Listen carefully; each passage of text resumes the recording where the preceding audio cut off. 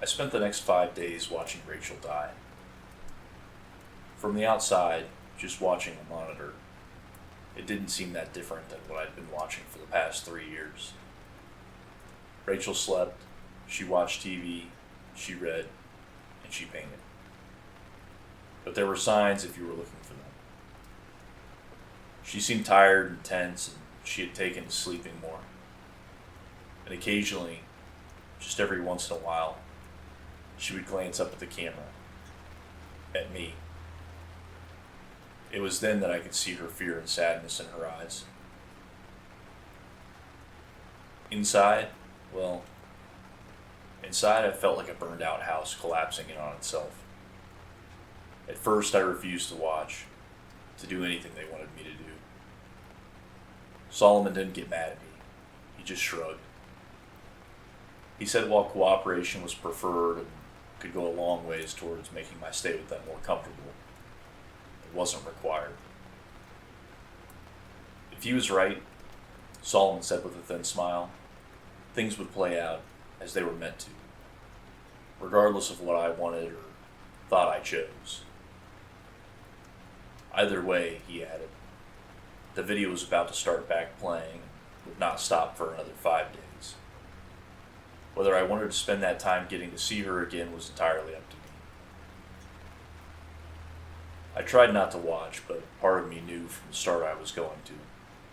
Maybe I would find some clue that they were lying about her being dead, or Rachel could give me some advice or warning about what I needed to do next. I didn't know. What I did know is that I couldn't miss the chance to see her again. And despite knowing in my heart that she was dead and everything on video had happened a long time ago, I still felt that by watching her I was with her somehow. She'd been taken away from everything she knew. She was barely grown, trapped for years just for being special, experimented on, treated like property, kept from ever having friends or family or a life. And yet through all that, she was still beautiful. Not just on the outside, but on the inside too.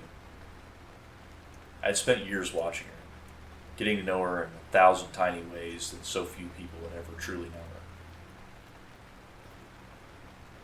I had seen a kindness and grace in her actions, even when she was fighting against the people holding her.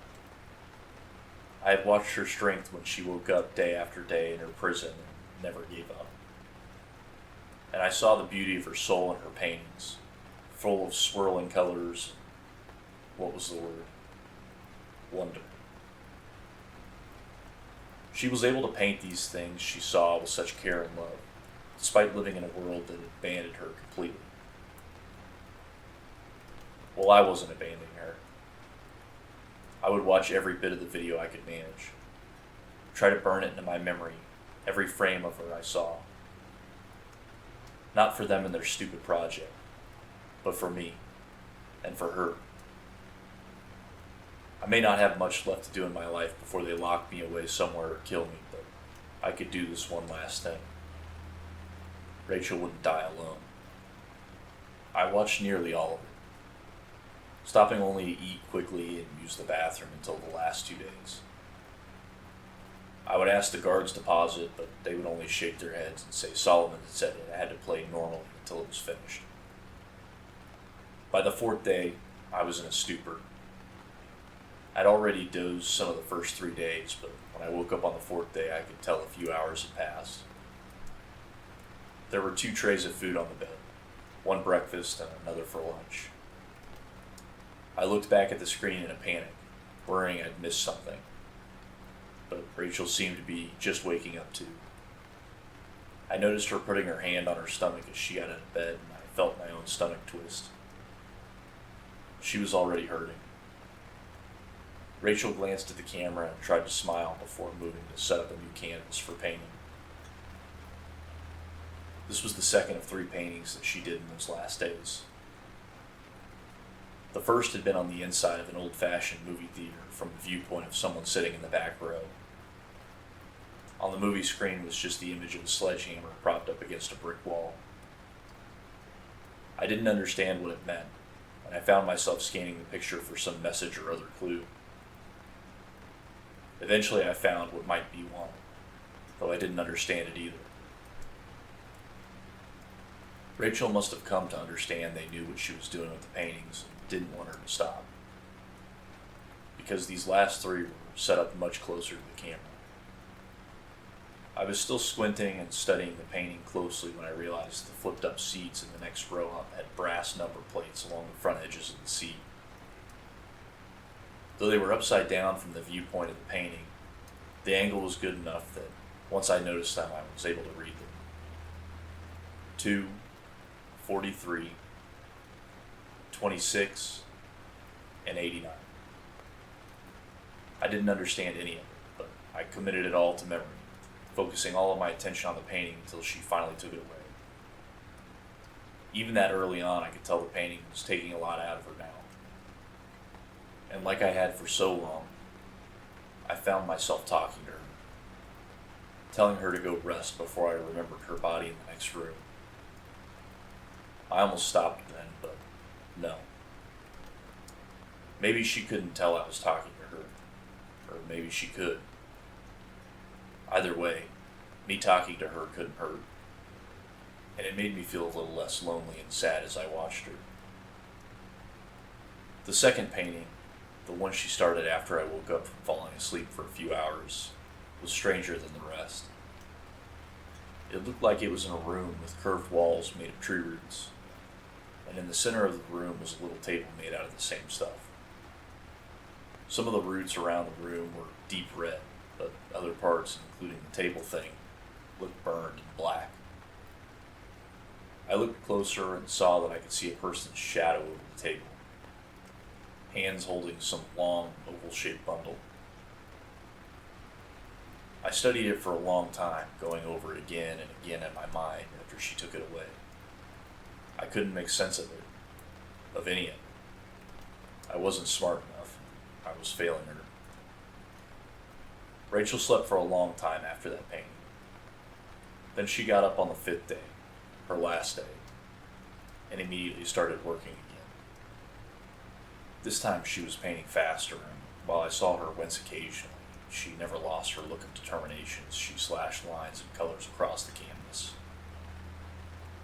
When she was done, Rachel picked up the painting and turned it toward the camera, giving me a small, tired smile as she was blocked from view.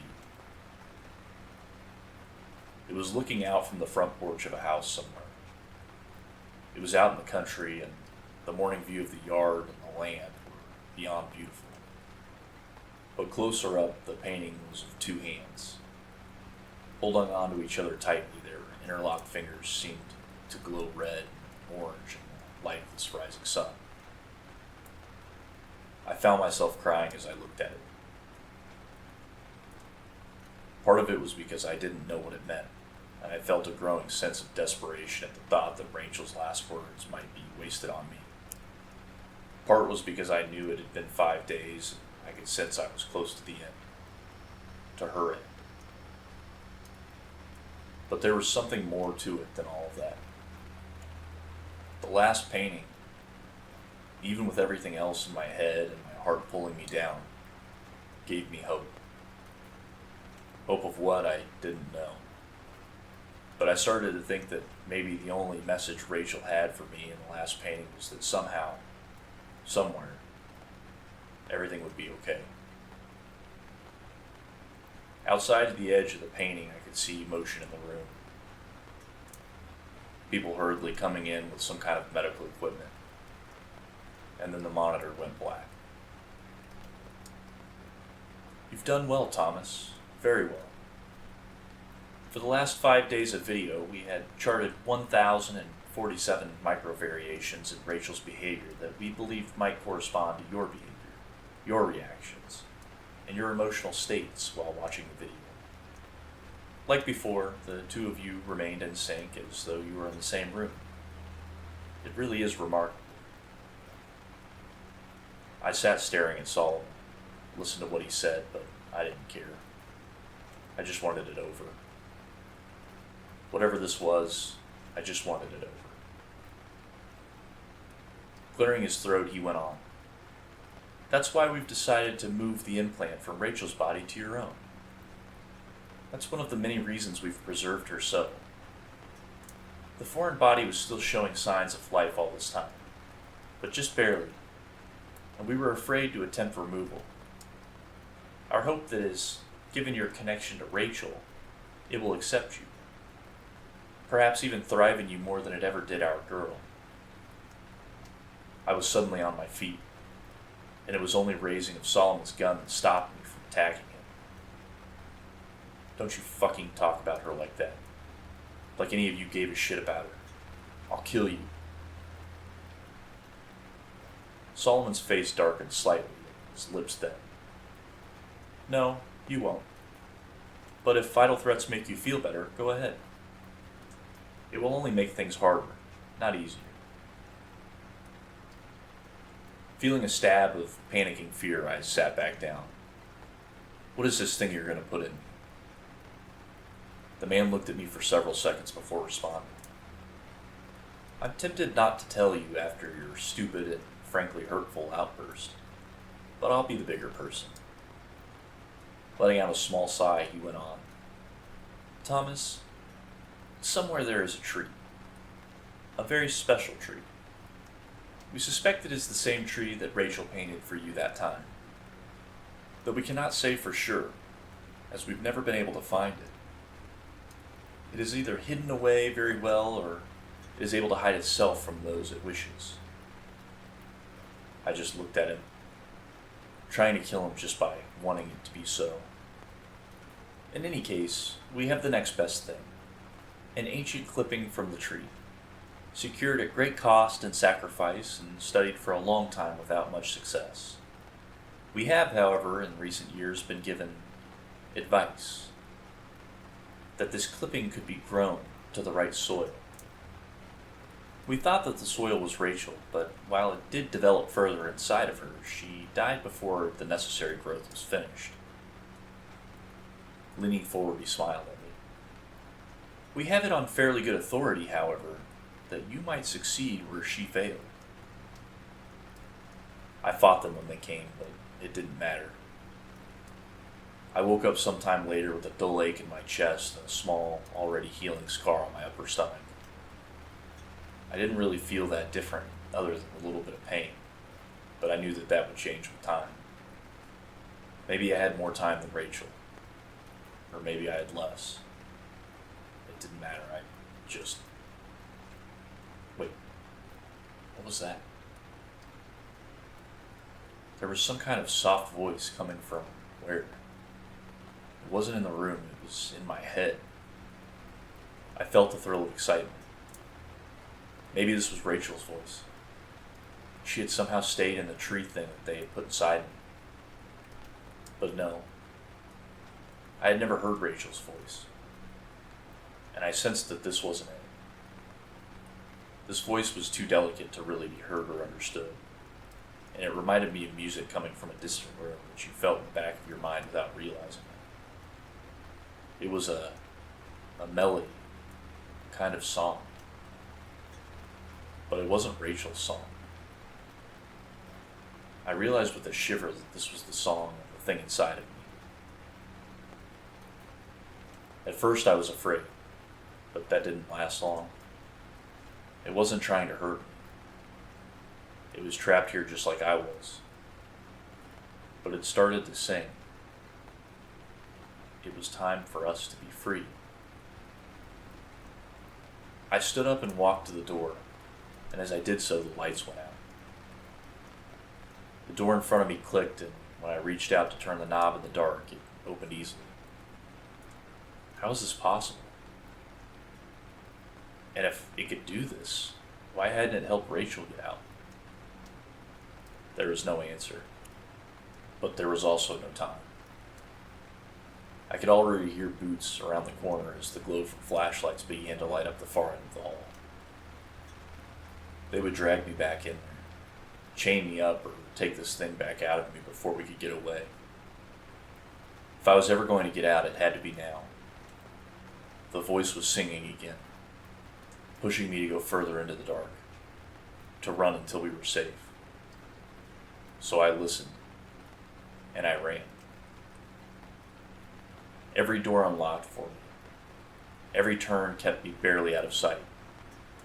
The people looking for me were barking orders over a radio, asking someone what was the holdup and the generator kicking on. Whatever the response, the hallways always stayed dark as I drifted through them, blind but not following, lost but not being found. When I reached the final door, I opened it into the bright afternoon. My lungs burned a little at the first fresh, unrecycled air I had breathed in a week.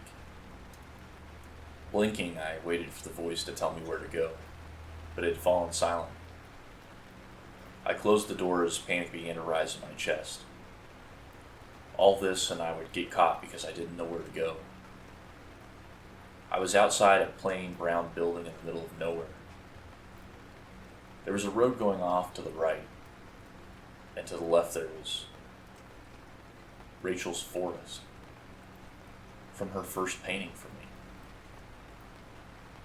I knew it was the same forest immediately, and not just because of the matching the painting so closely. I had some strange sense that felt like a kind of magnetism, or how birds know which way to fly. Looking around for a second, I felt like I was being pulled when I looked again at those woods. This was right. Somehow I knew this was the way I needed to go. So I went. I had made it to the edge of the forest when I heard the noise of the men coming outside of the building. I thought about hiding, but I knew it was a bad idea. They would just catch me, and I felt the drive to go deeper into the woods. I plunged ahead, running at close to a reckless speed, but never tripping or stumbling as I went. I would occasionally hear a noise behind me as they spread out to search, but the sound grew fainter as I ran. I almost thought I had lost them for good when I heard a short cough that was quickly muffled off to my left. Someone had gotten close without me knowing it. Panicking, I looked for any places I could hide. There were only bushes and trees. Over there, a well. Not just a well, but Rachel's well, with the same worn, gray stone walls capped with a weathered wooden lid. I felt a moment of happy recognition, but then it faded away. How did that help? They'd checked the well if they found it, and I didn't have any way to get down in it without getting hurt or stuck. Then an idea struck me. Crouching low and staying to the brush, I moved to the well and gingerly pushed on the lid. At first it resisted, but when I pushed a bit harder, the wooden circle slid aside enough so that you could see someone who clearly moved it. Glancing around, I eased back into the bushes and I heard soft footfalls approaching. We need to check this out. You think he went down the well? Better hope not. He probably broke his neck if he did. And then it's our asses. I could see the two men approaching, but both of them were wearing dark body armor and carried assault rifles. The older of the two shrugged back at the other one. Better that than he was hiding in there and we didn't check. Looking irritated, the younger man nodded. I'll look. He went over to the well and shoved the wooden lid aside, causing it to clatter to the ground. Hitting a button on his rifle, a flashlight sprang to life on the barrel. He started to shine it down the well, and the other continued to look in every direction. I was worried he would see me if I moved, but I couldn't wait. I just had to stay calm. Think slow, move fast. I kept expecting to hear them yell or feel something or someone strike me in the back, but nothing came. As the afternoon light began to dim, I saw the trees thinning ahead. I was approaching a road. It looked like a normal public road, too, with several cars passing one way or the other as I walked out of the forest and up the hill to the asphalt. The idea of hitchhiking, especially as close to where they held me, was frightening, but I saw little choice. I was wearing sweatpants and a t-shirt they had given me, and my own shoes, but I had no money or ID or phone. My only chance was to get far enough away that I could try to get help. I jumped slightly at the hiss of hydraulic brakes as a large semi rolled to a stop next to me. The passenger window rolled down, and an older man with white hair and a graying mustache leaned over and peered down at me. "You look lost, son. You need a ride?" I looked down at the door of the truck. It had a logo that said Martinez and Sons Construction in Holland. Below it was a cartoon of a man hitting a wall with a sledgehammer. Looking back up, I smiled at him. "Yes, sir, I do." I woke up 5 hours later as we pulled into a truck stop somewhere in Nevada. I had planned on staying awake the entire trip, but that had only lasted a few minutes before exhaustion overtook me. I glanced over at Oliver Martinez, and he gave me a toothy grin. "I'm tired, but you were plumb tuckered out. I've got to fuel up, shower and get some grub. I'm going on to California after that. If you want to ride further, just be back here in an hour. Sound good?" I nodded and thanked him for the ride as I got out. I felt groggy from sleeping, but otherwise okay. I just needed to decide whether this was a good spot to ask for help or if I should ride with Martinez further. He seemed like a very nice guy and would probably try to help if he could, but I wanted to avoid putting more people in danger if I could help it. Looking around, I saw we were in a fairly nice little town. I decided I would go and look around for a few minutes, then decide what to do. I was only 3 blocks down the street when I saw flickering lights in the distance. It was a movie theater. As I got closer, I felt my chest tightening. It was the one from Rachel's painting. "Hey there, welcome to the Phoenix." The guy standing at the counter of the theater looked a little younger than me, and while he seemed friendly enough, he also looked slightly concerned. "If you're here for the horror double feature, I'm afraid the second movie is about 30 minutes in. I can give you a half rate if you want to see it, though." I shook my head and tried not to look as strange and crazy as I felt. "No, that's okay. I recognized this place from a picture a friend of mine painted, so I came in to ask if you knew anything about her." He raised his eyebrows and shrugged. "Okay, weird," he smiled and added, "Weird but interesting. Who is she?" I swallowed. "Her name is, it was Rachel Donovan."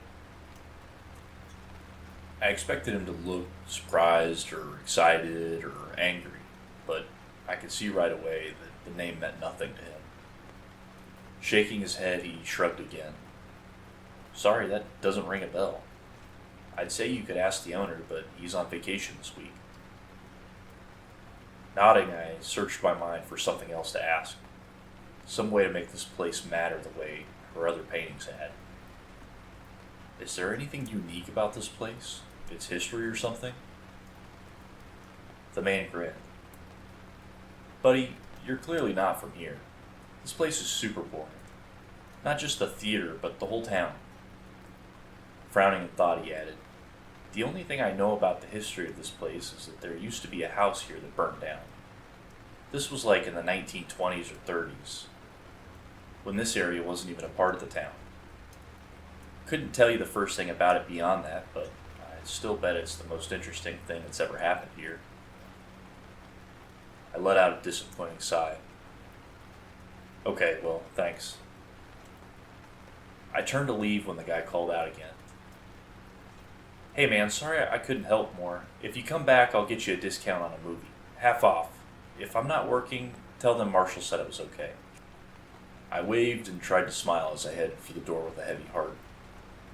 Why did you lead me here, Rachel? What's here that will help? I was outside again, staring at the theater's bright blinking signs as though they were going to give me some kind of secret signal, when I noticed movement out of the corner of my eye. There was an alley that ran along the side of the theater and went behind to something. Whatever was back there, the light of a distant security lamp cast shadows along the wall of the alley, and those shadows were moving. Instead of feeling afraid, I felt excited as I started down the alley. Rachel had led me here, and I just had to trust that there was a reason for it. Keep looking until The shadows were made by leaves blowing in some wind that I couldn't feel. As I got to the far end of the alley, I saw that there was a small backyard behind the theater surrounded by a chain link fence, and on the other side of the fence there was a tree from Rachel's painting. With its deep red twisting bark and foam of green leaves waving to and fro in the night air. I felt a surge of warmth in my chest as the distant singing began again. This was the place. The special tree that could not be found unless it wanted you to find it. It sat at the edge of a small overgrown lot surrounded on all sides by buildings and yards. Somehow forgotten when whatever this land had once been was all divided up. And despite its location, I had a strong sense that I was the first one to see it in a very long time. Climbing the fence, I felt a jagged wire dig into my leg and rip my pants as I fell over the top. I was bleeding a little, but I hardly noticed. I could smell the tree now, and it was rich. Good smell, unlike anything I had smelled before. Reaching out to it, I felt the singing grow louder as I touched it. I felt stronger and less afraid then. And when I saw the light opening on its roots, I didn't tremble. I smiled. There was a hidden tunnel under the tree. A tunnel filled with sweet-smelling air that was like the tree smelt, but also different. And the tunnel wasn't dark. No, not at all. It glowed with its golden light that called to me, urged me forward. Rain was beginning to fall, and I looked around the dark lot. I had the thought that I was leaving this world behind. And I found I didn't mind that much at all. The tunnel had continued to grow, slanting down gently and tall enough that I was able to walk without stooping. The roots of the tree went on and on, woven through the dirt walls as I went deeper. I looked back and saw the tunnel had closed behind me, but I wasn't surprised. The way forward was the only way that mattered. I walked for what might have been hours, but I never felt tired or hungry, and I never worried I was lost, though I had no idea where I was or where I was going. Still, I felt a surge of happiness and excitement when I turned the corner and saw something in the tunnel ahead. As I got closer, I realized it was a brick wall. But just as I began to think I had found a dead end, the wall faded away, revealing a dark room. I paused at the edge of the tunnel, looking out the floor of what looked like a basement. It was empty, but in the light from the tree, I could make out something scratched in the floor. It was the number 2. I felt my pulse quicken as I thought back to Rachel's painting with the theater seats, and then I stepped out into the room. It was an empty basement of a house. As I went up the stairs and opened the door, I saw that the rest of the house was empty as well. No lights were on, but bright sunlight poured in through every window. In the distance I could hear what sounded like small waves crashing on the beach. I wanted to go out and see where I was, but I forced myself to check the house first, see if there were any people or clues. But there were none. The house was utterly bare of any sign of people other than the number scratched into the floor. My nose tingled with salty air as I stepped outside. The house was near the beach on what I soon figured out was a small deserted island. And I realized with little surprise that I recognized the house from Rachel's painting. As I stepped off the porch, I saw no signs of people, but I wasn't entirely alone, because sitting some distance from the house was the tree. I knew it couldn't be the same tree as in the abandoned lot, but at the same time I knew that it was. Or at least a different part of the same tree that made tunnels that appeared in my old world and whatever this place was. I had started having that thought as soon as I stepped out of the house. I didn't think this was my world. Not exactly. I could see a larger island in some distance away, and it might have people on it. Hotels, cars, and planes. Or it might not, as those things might not exist here. Either way, my newfound intuition was growing stronger, and I could tell that, what was it called? The the texture of things was different somehow. If only a little. Not bad or scary, just different. Still, after a couple of hours of exploring the island and checking the house, I began to feel terribly lonely. Even with the tree nearby, I decided to go back into the tunnel and keep going. The basement wall faded away as I walked up to it and I entered the tunnels again. It was only a short time later that I found my second version of the house. Much like the first, the wall faded away into a basement. But this one was far from empty. It was a workshop of some kind, full of tools I wasn't familiar with. I glanced down and saw 43 scratched onto the floor. Who was doing that? And why? I was going to explore the house, more carefully this time, as it looked like there were people here. But then I froze. Propped up against the brick wall, next to a small stack of boards, was a sledgehammer. Trying to be quiet, I crept over and picked it up before heading back to the tunnel.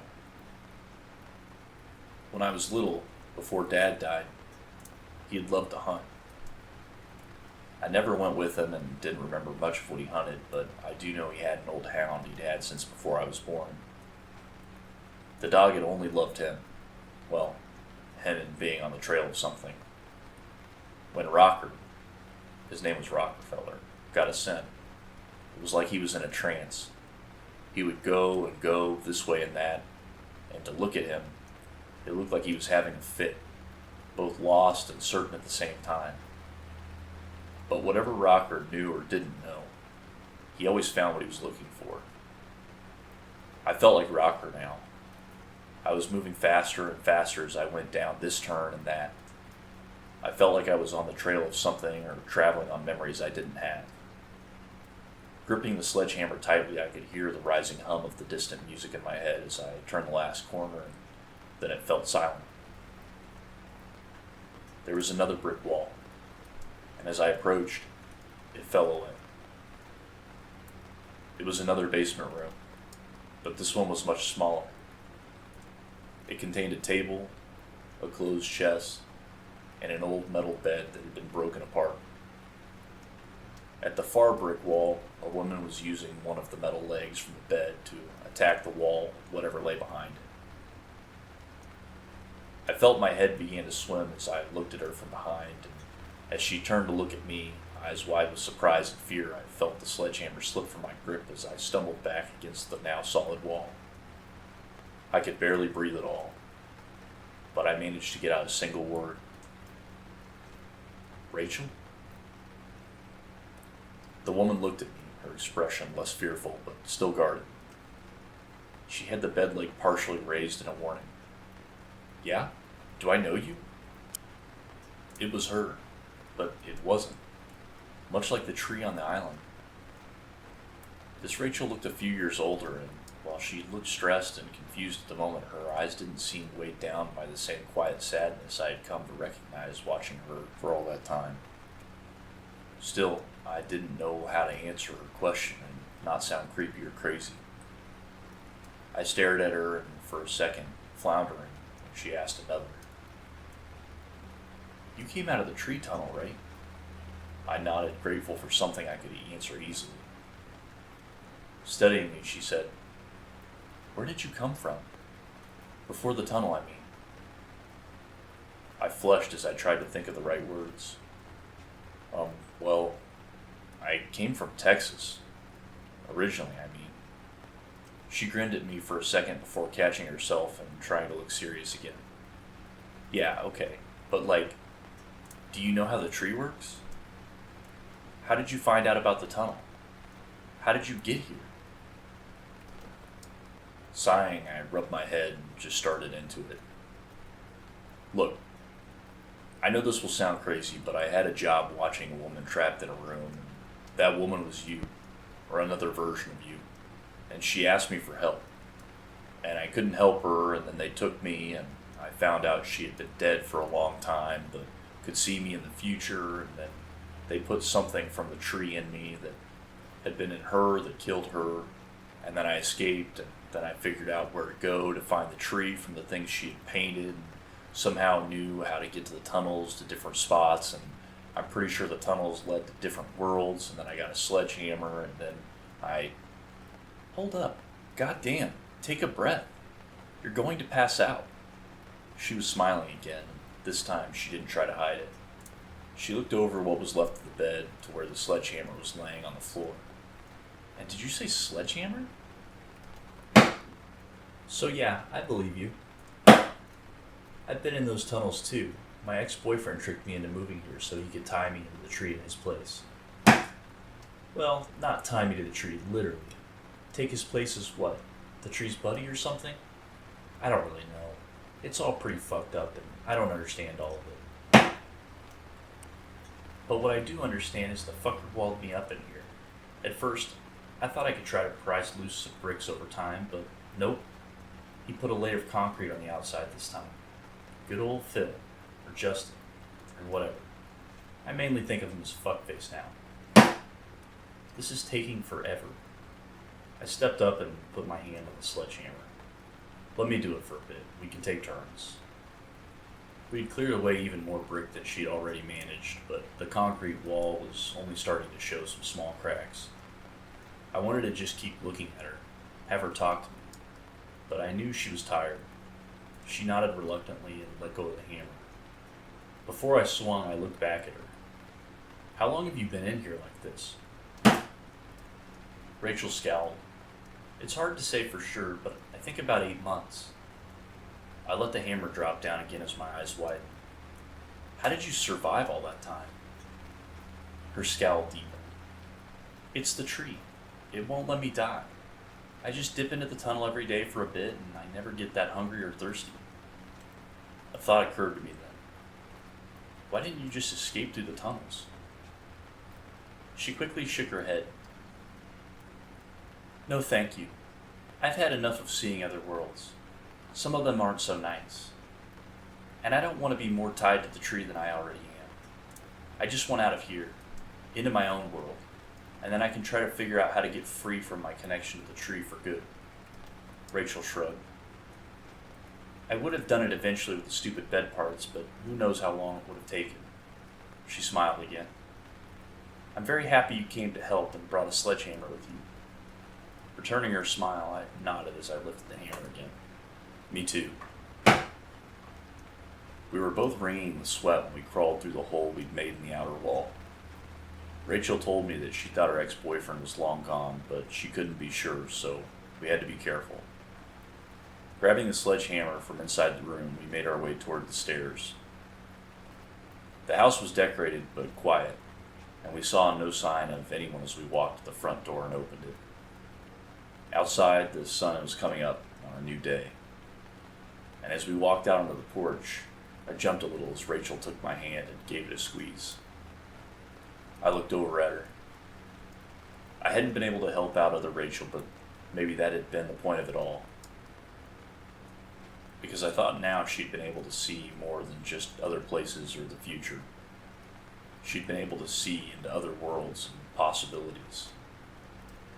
Like this one, where another version of her was trapped and needed help. A place where I wouldn't be hunted and she could be free. In the end, even when she knew she was dying, Rachel had been determined to help us to be together and happy. The morning sun painted beautiful colors onto Rachel's face, and looking into her eyes, I saw how much she was like the woman I had watched and cared about and tried to save. The woman who, in the end, had saved me instead. I wanted to tell Rachel so many things, ask her so many questions, but all of that could come later. Squeezing her hand back, I walked with her away from the house. For now, this was enough.